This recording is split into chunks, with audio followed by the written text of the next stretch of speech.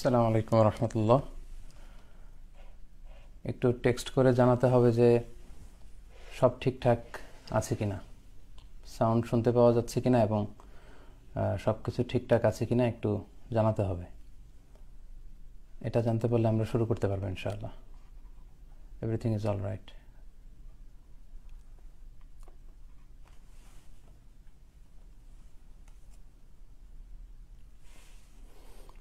আরও দু একজনের কাছ থেকে শুনতে পারলে একটু ভালো হবে যে সব কিছু ঠিক আছে কিনা, সাউন্ড শোনা যাচ্ছে কিনা। ওকে, তাহলে আমরা শুরু করছি। আসসালামু আলাইকুম রহমতুল্লাহি ওয়া বারাকাতুহু। নাহমাদুহু ওয়া নুসাল্লি আলা রাসূলিহিল কারীম, আম্মা বা'দু, ফাআউযু বিল্লাহি মিনাশ শাইতানির রাজীম। বিসমিল্লাহির রহমানির রহিম। شهر رمضان الذي أنزل فيه القرآن هدى للناس وبينات من الهدى والفرقان. صدق الله العظيم. اللهم صل على محمد وعلى آل محمد كما صليت على إبراهيم وعلى آل إبراهيم إنك حميد مجيد. اللهم بارك على محمد وعلى آل محمد كما باركت على إبراهيم وعلى آل إبراهيم إنك حميد مجيد. প্রিয় দিনী ভাই এবং বোনেরা, যে যেখান থেকে আজকের এই লাইভ প্রোগ্রামটিতে যুক্ত হয়েছেন সবাইকে জানাচ্ছি আন্তরিক শুভেচ্ছা এবং মোবারকবাদ। আহলান ওয়া সাহলান ওয়া মারহাবান বিকুম ফি হাদাল লিকা আত-তাইয়িব ওয়াল মুবারক। শুরুতেই সবাইকে রমাদানুল মুবারকের শুভেচ্ছা জানাচ্ছি। রমাদান কারীম, রমাদান মুবারক, কুল্লা আম ওয়া আনতুম বিখাইর। আশা করছি যে আপনারা সবাই ভালো আছেন, সুস্থ আছেন, নিরাপদে আছেন এবং সবসময় এই দোয়া করি যে আল্লাহ তাআলা আপনাদের সবাইকে ভালো রাখুক, সুস্থ রাখুক, নিরাপদে রাখুক এবং হেফাজতে রাখুক। শুরুতে আমরা আল্লাহর দরবারে শুকরিয়া জ্ঞাপন করছি যে আল্লাহ তাআলা আমাদেরকে রমাদানে পৌঁছবার তৌফিক এনায়েত করেছেন। আমরা মালয়েশিয়াতে আজকে তারাবির সালাত পড়েছি, কিন্তু ঘরে পড়েছি সেটা, এবং ভিন্ন এক অভিজ্ঞতা, এবং খুবই কষ্ট লাগছিল যখন এটা ফিল করছিলাম যে আজকের মাগরিবের সালাতের পর থেকেই সূর্য ডোবার মধ্য দিয়ে রমাদান শুরু হয়েছে, কিন্তু এই রমাদান আমরা ঘরে বসে উদযাপন করছি। আমরা তারাবির সালাত আদায়ের জন্য মসজিদে যেতে পারছি না, এবং মসজিদুল হারাম থেকে আমরা এই ঘোষণা শুনেছি যে মসজিদুল হারামে তারাবির সালাত হবে, বাট সেটা 10 রাকাত সালাত সেখানে পড়া হবে, এবং যারা স্টাফ আছে মসজিদুল হারামের তারাই শুধু অংশগ্রহণ করতে পারবে। আল্লাহর মেহেরবানি যে আমরা রমাদানে উপনীত হতে পেরেছি। যদিও আমরা মসজিদে যে সালাতুত তারাবি আদায় করতে পারিনি, কিন্তু তার বিপরীতে আল্লাহ প্রতিটি ঘরকে বাইতুল্লাহ বানিয়েছেন। এখন আমরা প্রত্যেকটি ঘরেই তারাবির সালাত জামাতের সাথে আদায় করবো ইনশাআল্লাহ, এবং আশা করছি যে আগামীকাল থেকে, পরশুদিন থেকে বাংলাদেশে সিয়াম সাধন শুরু হবে। আমরা আগামীকাল মালয়েশিয়াতে সিয়াম পালন শুরু করবো ইনশাআল্লাহ। এবছরের রমাদানটা আসলে একটা ডিফারেন্ট রমাদান আমাদের জন্য, an unique Ramadan as well as different Ramadan for Muslim ummah. কারণ আমি ব্যক্তিগতভাবে আমার পুরো জীবনে এরকম রমাদান আমরা কখনো কাটাইনি, এবং কল্পনাও করিনি যে রমাদানে আমাদেরকে ঘরে বসে থাকতে হবে এবং ঘরে বসে ইবাদত করতে হবে। তো অন্যান্য রমাদানে আমরা মসজিদে যাওয়ার সুযোগ পেতাম, জামাতে সালাত আদায় করার সুযোগ পেতাম, তারাবির সালাতগুলো আমরা মসজিদে আদায় করতে পারতাম। রমাদানে ওমরা করার সুযোগ ছিল আমাদের, কারণ রমাদানের ওমরা হচ্ছে হজের সমান সওয়াব, কিন্তু এবছর এই সবগুলো সওয়াবের বিশেষ মাধ্যম থেকে আমরা মাহরুম। কোভিড-19-এর কারণে আমরা জানি যে গোটা বিশ্ব এখন একেবারে স্তব্ধ, নিথর। মাঝে মাঝে পৃথিবীতে কিছু বিপর্যয় এসেছিল যেগুলো পৃথিবীর বিশেষ কোনো দেশে এসেছিল বা বিশেষ কোনো জাতিগোষ্ঠীর উপর সেটা চেপে বসেছিল, কিন্তু বর্তমানে যে করোনা সংক্রান্ত সমস্যা আমরা কাটাচ্ছি বা যে ক্রাইসিস, এটা গোটা বিশ্বব্যাপী একটা ক্রাইসিস। তো এজন্যই আমাদেরকে ঘরেই সালাত আদায় করা লাগছে, যেহেতু সোশ্যাল ডিস্টেন্সিংয়ের কথা আমাদেরকে বলা হচ্ছে, আমাদেরকে বাসায় থাকতে বলা হচ্ছে, এবং এই রোগের ধরনটাই এমন যে আক্রান্ত কেউ যদি অন্য কারো কাছাকাছি যায় তাহলে অন্য কেউ তার দ্বারা আক্রান্ত হতে পারে, এই ভাইরাস ট্রান্সমিটেড হয়ে যেতে পারে। সেজন্য আমাদের সবসময় লকডাউনের এই পিরিয়ডগুলোতে ঘরেই থাকা উচিত, নিরাপদে থাকা উচিত, সেফ থাকা উচিত। আশা করছি আপনারা সবাই সেফ আছেন, নিরাপদে আছেন। আমি আজকে আমার পেজে একটি স্ট্যাটাস দিয়ে আজকের এই লাইভ প্রোগ্রামটি শুরু করেছি, এবং সেখানে বলেছি যে ধারাবাহিকভাবে 5টি লাইভ আমরা করব রমাদানুল মুবারক উপলক্ষে। যেহেতু লকডাউনে সবাইকে ঘরে থাকতে হচ্ছে, অনেকে ফ্রাস্ট্রেটেড হয়ে যাচ্ছেন, অনেকে আমাদেরকে বলেছেন যে আপনারা যদি অনলাইন বেসিস কিছু প্রোগ্রাম আগের চেয়ে বেশি মাত্রায় করেন তাহলে আমরা কানেক্টেড থাকতে পারবো, অনেক কিছু জানতে পারবো, শিখতে পারবো। সেই চিন্তাধারা থেকেই মূলত এই সিরিজ লাইভের ঘোষণা। সাধারণত আমি 1 মাস বা 2 মাস গ্যাপ না দিয়ে খুব একটা লাইভে আসা হয়ে ওঠে না, নানা কারণে, ব্যস্ততার কারণে। তো এখন যেহেতু আমরা অধিকাংশই ঘরে আছি, সো সেই দিকগুলো চিন্তা করে কানেক্টিভিটি বাড়ানোর জন্য, দাওয়াতি কার্যক্রম বাড়ানোর জন্য এবং আমরা যাতে একে অপরের দ্বারা উপকৃত হতে পারি, সেই চিন্তা থেকে 5টি লাইভ আমরা রমাদানুল মুবারককে কেন্দ্র করে করব, যার প্রথমটি হচ্ছে আজকে।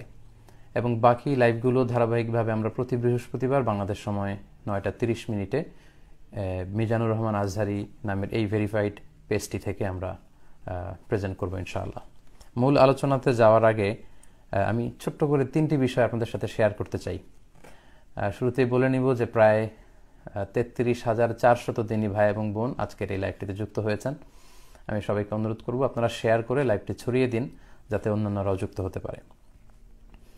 প্রথম কথাটি হচ্ছে, আপনারা দেখেছেন যে লকডাউনে ক্ষতিগ্রস্ত লোকদেরকে সহায়তার জন্য আমরা রামাদান ফুড প্যাক নামে একটি প্রজেক্ট চালু করেছিলাম এবং 7 দিনের জন্য একটা সময় বেঁধে দিয়ে আমরা ফান্ড রেজ করেছি। আপনাদের সকলের সহযোগিতা, আল্লাহর মেহেরবানিতে আমরা প্রায় বাংলাদেশের 35টি জেলায় 5,500 অসহায় লোকদের হাতে অথবা ক্ষতিগ্রস্ত লোকদের হাতে আমরা রমাদান ফুড প্যাক পৌঁছে দিতে পেরেছি। আজকেও কিছু জেলায় বিতরণ হয়েছে এবং আগামীকালকে বাংলাদেশে রমাদান ফুড প্যাক বিতরণ করবার মধ্য দিয়ে আমরা এই প্রজেক্টটির একেবারে ইতি টানতে যাচ্ছি। আমি আজকের লাইভ প্রোগ্রামের মধ্য দিয়ে যারাই এই প্রজেক্টের যে কোনো পর্যায়ে যুক্ত ছিলেন, আপনাদের সবাইকে আন্তরিক শুভেচ্ছা জানাই, মোবারকবাদ জানাই। দ্বিতীয় যে কথাটি বলবো, যে বর্তমানে পরিস্থিতি যেটা আমরা কাটাচ্ছি, যে ক্রাইসিস মোমেন্ট কোভিড-19-এর কারণে, এটা আসলে গোটা বিশ্বব্যাপী ওয়ার্ল্ড ওয়াইড একটা ক্রাইসিস।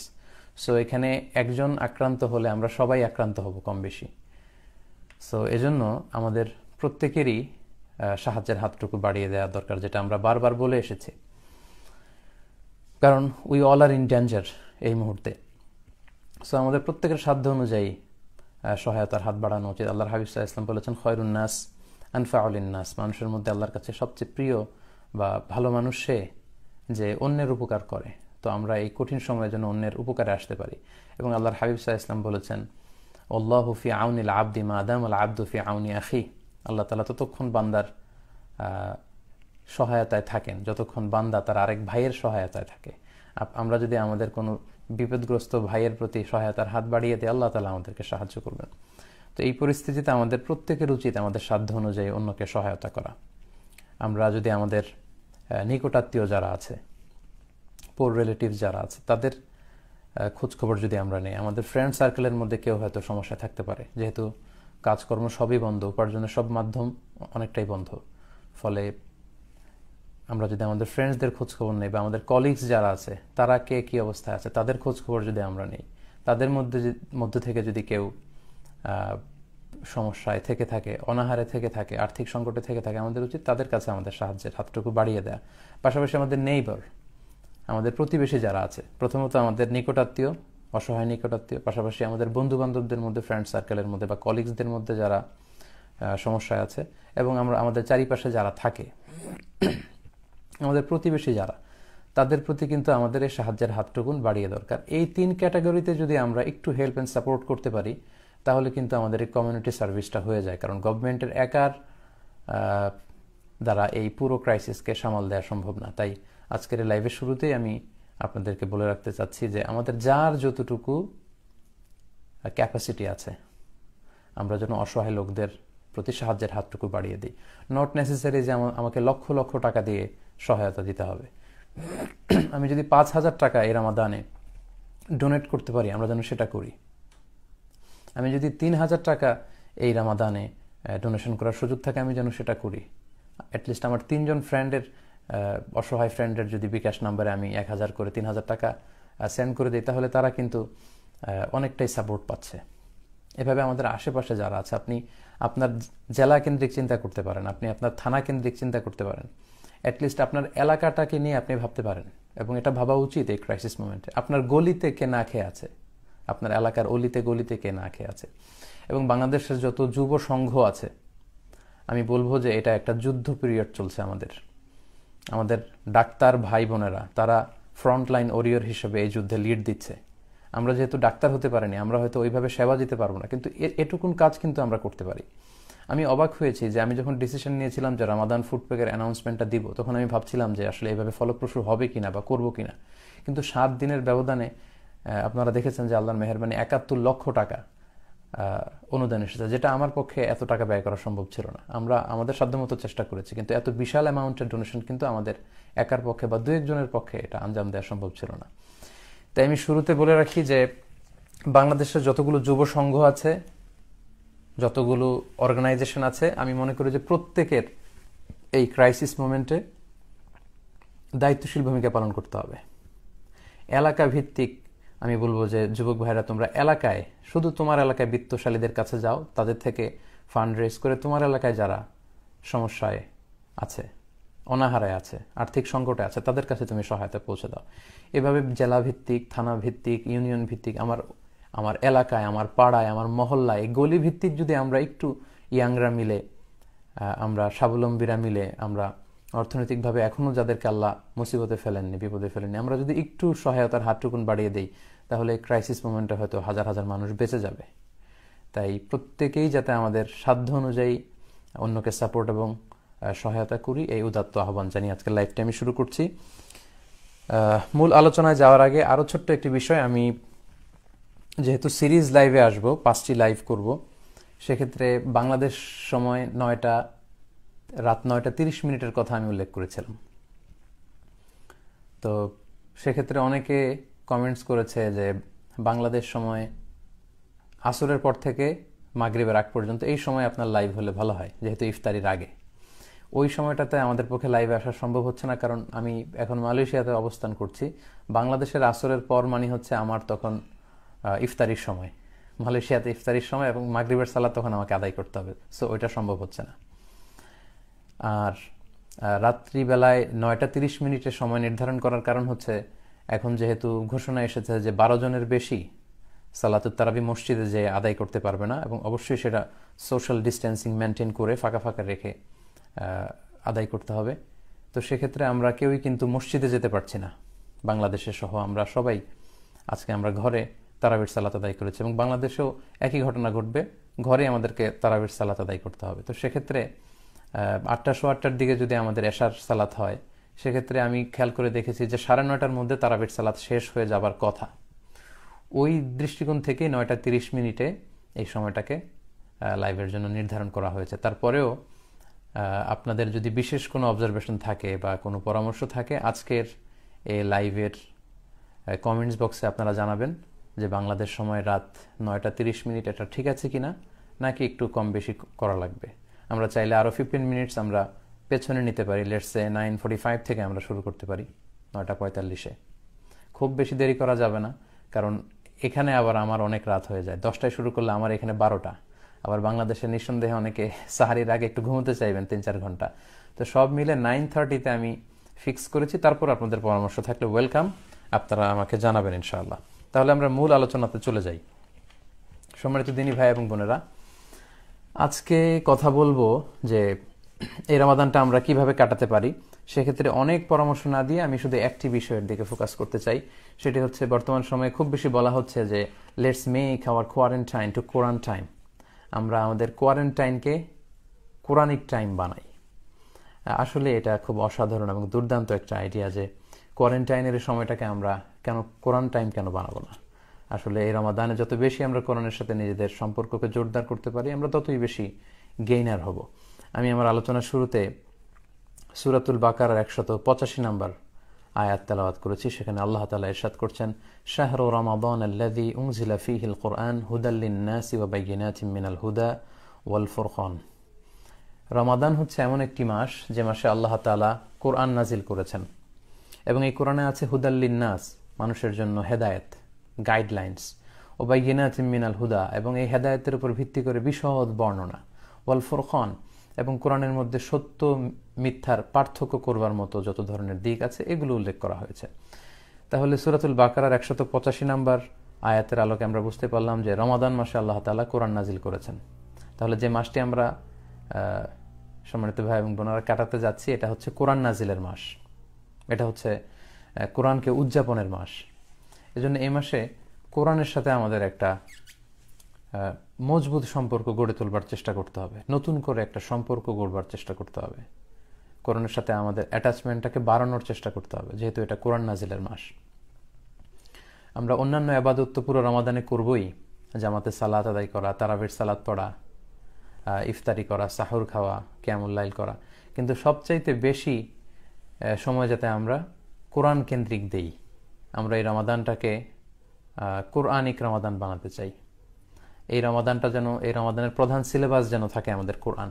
এটাই হচ্ছে আজকে আমার আলোচনার প্রতিপাদ্য বিষয়, যে এবারের রমাদানের এই যে ইউনিক রমাদান বা ডিফারেন্ট রমাদান আমরা কাটাতে যাচ্ছি, আমাদের রমাদান 2020, রমাদান 1441 হিজরির যে রমাদান, এই রমাদানটা যেন আমাদের কোরআনময় রমাদান হয়। কোরআনকে যেন আমরা এই পুরো মাসে বন্ধু বানিয়ে রাখতে পারি এবং সে অনুযায়ী যেন সবসময় আমরা আমল করতে পারি। আমরা যদি একটু খেয়াল করি তাহলে দেখব যে ফেরেশতাদের মধ্যে সর্বশ্রেষ্ঠ ফেরেশতা হচ্ছেন জিব্রাইল আলাইহিস সালাম। তিনি কোরআন নিয়ে পৃথিবীতে এসেছিলেন। তো জিব্রাইল আলাইহিস সালাম কোরআন নিয়ে পৃথিবীতে নাজিল হওয়ার কারণে উনি হয়েছেন পৃথিবীর শ্রেষ্ঠ ফেরেশতা। আবার রমাদান আল মুবারক, এই মাসে কোরআন নাজিল হওয়ার কারণে এই মাসটি হয়েছে পৃথিবীর শ্রেষ্ঠতম মাস। আবার কদরের রাতে কোরআন নাজিল হওয়ার কারণে কদরের রাত হয়েছে পৃথিবীর শ্রেষ্ঠ রাত। আল্লাহ রাসূল সাল্লাল্লাহু আলাইহি ওয়াসাল্লামের উপর কোরআন নাজিল হওয়ার কারণে আল্লাহ রাসূল সাল্লাল্লাহু আলাইহি ওয়াসাল্লাম হয়েছেন শ্রেষ্ঠ নবী। এবং আমাদের জন্য বা আমাদের উপর কোরআন নাজিল হওয়ার কারণে, এই উম্মতে মুহাম্মাদের উপর কোরআন নাজিল হওয়ার কারণে উম্মতে মুহাম্মাদি হয়েছে শ্রেষ্ঠ উম্মাহ। আমাদেরকে বলা হয় খায়রু উম্মাহ। খেয়াল করেছেন বিষয়টা, যে জিব্রাইল আলাইহিস সালাম তিনি কোরআন নিয়ে এসে হয়েছেন শ্রেষ্ঠ ফেরেশতা। রমাদান কোরআন পেয়ে হয়েছে শ্রেষ্ঠ মাস। কদর, লাইলাতুল কদর কোরআন পেয়ে হয়েছে শ্রেষ্ঠ রাত। আল্লাহর হাবিব সাল্লাল্লাহু আলাইহি ওয়াসাল্লাম কোরআন ধারণ করে হয়েছেন শ্রেষ্ঠ রাসূল। আমাদেরকে কোরআন দিয়ে আমাদেরকে বানানো হয়েছে শ্রেষ্ঠ উম্মাহ, খায়রু উম্মাহ। তেমনি আমাদের মধ্য থেকেও যারা কোরআনের সাথে সবসময় সম্পর্ক জুড়ে দিবে, সবসময় হৃদয়টাকে কোরআনের সাথে জড়িয়ে রাখবে, মিলিয়ে রাখবে, তারা হবে এই পৃথিবীর শ্রেষ্ঠতম মানুষ। তাই সেই বিবেচনায় আসুন, এ রমাদানের আমাদের প্রাইম সিলেবাস আমরা কোরআন আল কারীমকে বানাই। আমরা যেন বেশি বেশি তেলাওয়াত করি, আমরা যেন কোরআনের সাথে সম্পর্কটাকে আরো জোরদার করি। এ হচ্ছে আমার first and foremost message for tonight's live program. দ্বিতীয় পর্যায়ে যে কথাটি বলবো সেটি হচ্ছে,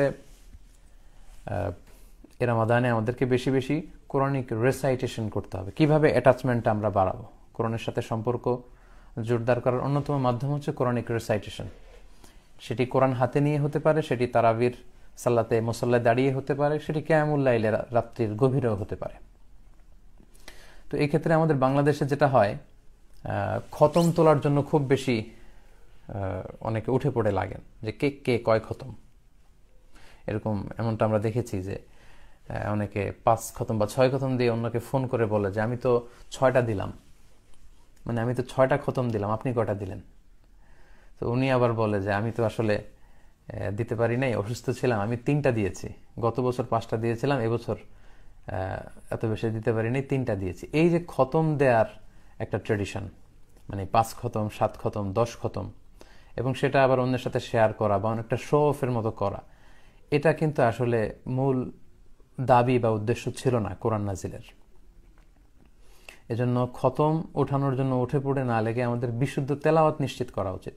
আমরা প্রতিদিন যতটুকু রমাদানে তেলাওয়াত করব আমরা যাতে বিশুদ্ধভাবে করি, তাজভিদ মেনটেন করে যেন করি, তাহসিনের সাথে করি, এবং তেলাওয়াতের গুণগত মান নিশ্চিত করে যাতে আমরা তেলাওয়াত করি। কারণ রুব্বা কারিলিল কোরআন ওয়াল কোরআন ইয়ালআনুহু, কোরআনের কিছু কারি আছে বা তেলাওয়াতকারী আছে যাদেরকে কোরআন রহমতের পরিবর্তে লানত দেয়। তো আমরা যেন রহমতের মাসে লানত না কুড়াই, আমরা যেন বেশি বেশি রহমত কুড়াতে পারি। এজন্য প্রথম কথা হচ্ছে যে আমরা যাতে তাজভিদ মেনটেন করে তেলাওয়াতের গুণগত মান নিশ্চিত করে কোরআন তেলাওয়াত করি। কারণ কালামুল্লাহ মাজিদে সূরাতুল মুজাম্মিলের 4 নম্বর আয়াতে আল্লাহ তাআলা আমাদেরকে আদেশ করেছেন এবং বলেছেন ওয়ারাত্তিলিল কোরআনা তারতিলা। আমাদের যে রকম মনে চায় আমরা চাইলে কিন্তু ওই রকম কোরআন তেলাওয়াত করতে পারি না, আমাদেরকে তারতিলের সাথে কোরআন তেলাওয়াত করতে হবে। তারতিলের সাথে অর্থাৎ ধীরস্থিরভাবে, থেমে থেমে, তাজভিদ মেনটেন করে তেলাওয়াতের যে গুণগত মান সেটাকে নিশ্চিত করে তেলাওয়াত আদায় করার নামই হচ্ছে তারতিল। আল্লাহর হাবিব সাল্লাল্লাহু আলাইহি ওয়াসাল্লাম তারতিলের সাথে তেলাওয়াত করতেন। আনাস রাদিয়াল্লাহু তাআলা আনহুকে জিজ্ঞেস করা হলো যে আল্লাহর হাবিব সাল্লাল্লাহু আলাইহি ওয়াসাল্লামের তেলাওয়াত কেমন ছিল, তিনি কিভাবে কোরআনকে আবৃত্তি করতেন, কিভাবে তেলাওয়াত করতেন। সাইয়েদনা আনাস রাদিয়াল্লাহু তাআলা আনহু বললেন যে কানাত মাদ্দান, ইয়ানি কানাত কিরাআতু রাসূলুল্লাহ সাল্লাল্লাহু আলাইহি ওয়াসাল্লাম মাদ্দান। আল্লাহ রাসূল সাল্লাল্লাহু আলাইহি ওয়াসাল্লাম যখন কিরাআত করতেন, তিনি কিরাআত পড়তেন বা তেলাওয়াত করতেন, তিনি টেনে টেনে পড়তেন, টেনে টেনে। আলহামদুলিল্লাহি রাব্বিল আলামিন আর রহমানির রহিম মালিকি ইয়াউমিদ্দিন। এই যে টেনে টেনে, কানাত মাদ্দান, টেনে টেনে তেলাওয়াত করতেন, দ্রুত তেলাওয়াত করতেন না। আম্মাজান উম্মে সালামা রাদিয়াল্লাহু তাআলা আনহা, ওনাকে জিজ্ঞেস করা হয়েছিল যে কাইফা কানাত কিরাআতু রাসূলিল্লাহ, আল্লাহর হাবিব সাল্লাল্লাহু আলাইহি ওয়াসাল্লাম কিভাবে তেলাওয়াত করতেন। সুনানে তিরমিজির বর্ণনায় তিনি বলছেন যে কানা রাসূলুল্লাহ সাল্লাল্লাহু আলাইহি ওয়াসাল্লাম ইউকাত্তিউ কিরাআতাহু আয়াতান আয়াতান, প্রতি আয়াতে তিনি থামতেন, আয়াত আয়াত করে তেলাওয়াত করতেন। অর্থাৎ আলহামদুলিল্লাহি রাব্বিল আলামিন বলে তিনি থামতেন, তারপর তিনি আর রহমানির রহিম পড়তেন, তারপর থামতেন, তারপর মালিকি ইয়াউমিদ্দিন পড়তেন, তারপর থামতেন। অর্থাৎ প্রতিটি আয়াত তিনি থেমে থেমে শেষ করে এরপর নতুন আয়াতে যেতেন। এটা হচ্ছে আল্লাহর হাবিব সাল্লাল্লাহু আলাইহি ওয়াসাল্লামের তেলাওয়াতের গুণগত বৈশিষ্ট্য। এবং সুনানে আবু দাউদের বর্ণনায় আল্লাহর হাবিব সাল্লাল্লাহু আলাইহি ওয়াসাল্লাম বলেছেন যে জাইয়িনুল কুরআনা বিআসওয়াতিকুম, তোমরা তোমাদের কণ্ঠের মাধ্যমে কোরআনটাকে সুশোভিত করো, সুন্দর করে সুশোভিত করে তোমরা কোরআন তেলাওয়াত করো। অর্থাৎ যার গলায় আল্লাহ যতটুকু সুর দিয়েছেন, যতটা সুন্দর করে, যতটা আন্তরিকতার সাথে কোরআন তেলাওয়াত করা যায়, ঠিক সেভাবে তোমরা কোরআনিক রিসাইটেশনটা করো। এবং সহিহ বুখারীর এক বর্ণনায় এসেছে যে আল্লাহর হাবিব সাল্লাল্লাহু আলাইহি ওয়াসাল্লাম বলেছেন লাইসা মিন্না মান লাম ইয়াতাগান্না বিল কুরআন, যে গুনগুনিয়ে সুর করে সুন্দর করে কোরআন পড়ে না, সে আমার দলভুক্ত নয়। এটা কিন্তু অনেক বড় একটা ধমক, যে যারা সুর করে গুনগুন করে সুন্দর করে কোরআন পড়ে না, সে আমার দলভুক্ত, আমার উম্মত হতে পারে না। এটা একটা ধমক। সো আমাদের যার গলায় যতটুকু সুর আছে, আমাদের সুরগুলোকে উজাড় করে দিয়ে খুবই আন্তরিকতার সাথে থেমে থেমে প্রতিটি আয়াত শেষে স্টপ নিয়ে নিয়ে টেনে টেনে যেন আমরা কোরআন তেলাওয়াত করি, তবেই তারতিলের সাথে কোরআন তেলাওয়াত হবে, যেভাবে আল্লাহ রাসূল সাল্লাল্লাহু আলাইহি ওয়াসাল্লাম তেলাওয়াত করতেন। তো আমি খতম দেওয়ার জন্য যে উঠে পড়ে লাগে আমাদের দেশের ট্রেডিশন, কেউ যদি এই তারতিলের যত সিফাত আমি বর্ণনা করলাম, এই সবগুলো মেনটেন করে যদি কেউ খতম দিতে পারেন, তাহলে এটা নূরুন আলা নূর, এটা তো অনেক ভালো, এটা প্রশংসনীয়, হাদা মাহমুদ, এটা অবশ্যই প্রশংসনীয়। আপনি তারতিলের সাথে, তাজবিদের সাথে থেমে থেমে ধীরে ধীরে যদি কোরআন তেলাওয়াত করে শুরু থেকে শেষ পর্যন্ত রমাদানে যেতে পারেন, এটা খুবই ভালো। এবং এভাবেই কোরআন তেলাওয়াত আমাদের করা উচিত। সেক্ষেত্রে আমি মাঝে মাঝে যারা হয়তো শুরু থেকে শেষ পর্যন্ত শেষ করতে চান বা পারেন না, তাদের জন্য একটা ছোট্ট টিপস শেয়ার করি। সেটি হচ্ছে রমাদানের প্রত্যেক সালাতের পরে যদি আপনি 4 পৃষ্ঠা করে কোরআন তেলাওয়াত করেন, তাহলে প্রতিদিন 20 পৃষ্ঠা আপনার তেলাওয়াত হবে। অর্থাৎ ফজরের সালাতের পরে যেহেতু আপনার অজু আছে, আপনি 4 পৃষ্ঠা কোরআন পড়ুন যদি সুযোগ হয়। জোহরের সালাতের পরে আরো 4 পৃষ্ঠা পড়ুন, আসরের সালাতের পর আরো 4 পৃষ্ঠা, এভাবে 5 ওয়াক্ত সালাত শেষে 4 পৃষ্ঠা 4 পৃষ্ঠা করে যদি আপনি পড়েন, তাহলে 4 5 20 20 পৃষ্ঠা। আর প্রতিটি পাড়ায় 20 পৃষ্ঠা থাকে হেফজ কোরআনে, বাংলাদেশের নুরানি যে কোরআন 20 পৃষ্ঠা থাকে। তাহলে প্রত্যেক সালাত শেষে 4 পৃষ্ঠা করে পড়লে কিন্তু আপনি একদিনে 20 পৃষ্ঠা কোরআন তেলাওয়াত করতে পারলেন, এক পারা। তার মানে 30 দিনে আপনি সহজেই 30 পারা এভাবে পড়তে পারেন। এটা হচ্ছে যাদের পক্ষে সম্ভব হয়ে ওঠে না। আর যারা টাইম ফিক্স করে পড়তে অভ্যস্ত, যে না আমি প্রতিদিন ফজরের পরে 2 ঘন্টা পড়ি বা রমাদানে আমি জোহরের পরে 2 ঘন্টা পড়ি, তাদের কথা ভিন্ন। তাহলে সম্মানিত শুধু প্রথম কথা আমরা যেটা বললাম সেটা হচ্ছে তেলাওয়াতের গুণগত মান নিশ্চিত করে যাতে আমরা তেলাওয়াত করি। এর রমাদানে আমাদের প্রধান সিলেবাস হবে কোরআন। কারণ অনেক বেশি পরিকল্পনা যখন আমরা নেই, অনেক সময় অনেকের কাছ থেকে এই অভিজ্ঞতার কথা শুনে যে অনেকগুলো পরিকল্পনা রমাদানে নিয়েছিলাম, আসলে কোনোটাই করা হয়নি। তাই আমি বলবো যে রমাদানে আমরা কোরআন কেন্দ্রিক যেন প্ল্যান করি। আমরা অনেক মুহাদ্দিসিন একরামদের জীবনী জানি, ওনারা জগৎ বিখ্যাত মুহাদ্দিস ছিলেন, কিন্তু রমাদান আসলে আর হাদিস চর্চা করতেন না। মুহাদ্দিস হচ্ছেন যারা হাদিস শাস্ত্রে পারদর্শী। রমাদানে হাদিসের কিতাব রেখে দিয়ে ওনারা কোরআন তেলাওয়াত, কোরআনের তাফসির এগুলো পড়তেন। সেক্ষেত্রে আমরা মুসনাদে আহমদ ইবনে হাম্বলের সংকলক ইমাম আহমদ ইবনে হাম্বলের কথা বলতে পারি। লক্ষ লক্ষ হাদিস মুখস্থ জানতেন। স্বতন্ত্র হাদিসের কিতাব হিসেবে অনেক বড় একটা হাদিসের কম্পাইলেশন করেছেন মুসনাদে আহমদ ইবনে হাম্বল। তো তিনি রমাদান আসলে ওনার হাদিসের পাণ্ডুলিপিগুলো সব রেখে দিয়ে কোরআন নিয়ে বসে যেতেন। তাই আমাদের এবারের রমাদানটা যেন আমরা শুধু কোরআন কেন্দ্রিক প্ল্যান করি বেশি বেশি। এ পর্যায়ে বলবো যে কোরআন তেলাওয়াতের পাশাপাশি আপনারা যেটা করতে পারেন সেটা হচ্ছে listening to the recitation of the holy Quran. কোরআনের তেলাওয়াত শোনা, অনেকের এই ভালো অভ্যেসটি আছে। MP3-তে করে, মোবাইলে করে, কিন্তু কিংবা ঘরে টিভি সেটে আপনারা কোরআন ছেড়ে দিয়ে রাখতে পারেন। কারণ কোরআন তেলাওয়াত করা যেমনি সওয়াবের, কোরআন মনোযোগ দিয়ে শ্রবণ করাও সওয়াবের, এটাও অনেক সওয়াব। সূরাতুল আরাফের 204 নম্বর আয়াতে আল্লাহ বলছেন, ওয়াইদা কুরিআল কুরআনু ফাসতামিউ লাহু ওয়া আনসিতু লাআল্লাকুম তুরহামুন। যখন তোমাদের সামনে কোরআনের তেলাওয়াত করা হয় তখন সেটাকে তোমরা মনোযোগ দিয়ে শোনো এবং চুপ থাকো, তাহলে আল্লাহর রহমতের বাড়িধারা তোমাদের উপর নাজিল হবে। তাই রমাদানে তেলাওয়াতের পাশাপাশি আমরা কোরআন তেলাওয়াত শুনতে পারি। বাসায় আপনারা হালকা আওয়াজে কোরআনের তেলাওয়াত ছেড়ে দিয়ে রাখতে পারেন। আরব শায়েখদের অনেক সুন্দর সুন্দর তেলাওয়াত পাওয়া যায়। শায়েখ আব্দুর রহমান সুদাইসির তেলাওয়াত পাওয়া যাবে। যারা মিষ্টি কণ্ঠ পছন্দ করেন, মিশারি রাশিদ আল আফাসির তেলাওয়াত আপনারা শুনতে পারেন। বান্দার ইবনে আব্দুল আজিজ আল বালিলা, ওনার তেলাওয়াত খুব সুন্দর। হারাম আল মাক্কি ওয়াল মাদানির যে শুয়ুখরা আছেন তাদের তেলাওয়াত কিন্তু আপনারা ডাউনলোড করে শুনতে পারেন। বাসায় আপনারা অল্প আওয়াজে এগুলো ছেড়ে দিয়ে রাখতে পারেন। এতে করে সুবিধা হচ্ছে কি, শায়েকরা কিভাবে তেলাওয়াত করছেন সেটা আপনি শুনলেন। লেটসে আপনি সূরা আর রহমান মুখস্থ করেছেন, যখন আপনি শায়েখ সুদাইসির কণ্ঠে আর রহমান শুনবেন তখন আপনি মিলাতে পারবেন। এটাকে তালাক্কি বলে। আপনি ওনার থেকে তালাক্কি করলেন, খেয়াল করলেন যে উনি কিভাবে ইদগাম করলো, উনি কিভাবে গুন্না করলো, উনি কোথায় কতটুকু মাদ মানে টান দিল, সিত্তা হারাকাত আর বা হারাকাত কিভাবে উনি এটা আদায় করলো। তো এভাবে শায়েকদেরকে ফলো করা যায়। এজন্য আমি বলবো কোরআন তেলাওয়াতের পাশাপাশি আমরা যেন কোরআন এর তেলাওয়াতের লিসনিংটা আমরা বাড়াই। আমরা যেন বেশি বেশি কোরআন তেলাওয়াত শুনি। কারণ কোরআন তেলাওয়াত করা যেমনি সুন্নাহ, কোরআন শোনাও তেমন সুন্নাহ। 4 নম্বরে বলবো যে কোরআন শিখা এবং শিখানো, teaching and learning the holy Quran. এই রমাদানে আমরা বিশুদ্ধ কোরআন তেলাওয়াতের প্রশিক্ষণ নিতে পারি। যারা আমরা কোরআন পড়তে জানি না তাদের জন্য একটা অপূর্ব সুযোগ। যেহেতু লকডাউনে বাসায় বসে থাকা লাগছে, সো বাসায় বা আশেপাশে কেউ যদি থাকেন যিনি কোরআন শেখাতে পারেন, তার কাছ থেকে কোরআন শিখে নেওয়া দরকার। এই অপরচুনিটি জীবনে আপনি নাও পেতে পারেন। অনেকের জন্য লকডাউন ব্লেসিং। হয়তো এমন এমন কিছু কাজ তাদের জীবনে এখনও করা হয়নি, সেটাই রমাদানের সুযোগ হবে। হয়তো অনেকে শুরু থেকে শেষ পর্যন্ত কোরআনটা পড়ার সুযোগ পাবে বা কোরআন শিখে নেওয়ার সুযোগ পাবে। সো এই অপরচুনিটি যেন আমরা কাজে লাগাই। আমরা একটু শক্ত সিদ্ধান্ত নিলেই পারি। দরকার শুধু আপনার একটা শক্ত সিদ্ধান্ত। The decision is yours. সিদ্ধান্ত আপনার। তৌফিক দেওয়ার মালিক হচ্ছেন আল্লাহ। আল্লাহ তাআলা তৌফিক অবশ্যই দেবেন যদি আপনার একটা শক্ত ডিসিশন থাকে যে আমি কোরআন পড়তে জানি না, কোরআন নাজিলের এই বরকতের মাসে এ রমাদানে আমি কোরআন শিখব। তো সবচেয়ে ভালো হয় যদি কারো কাছ থেকে সরাসরি শিখতে পারেন। শায়েকের কাছ থেকে আপনি শিখলেন, উনি আপনাকে কারেক্ট করে দিল, শিখিয়ে দিল।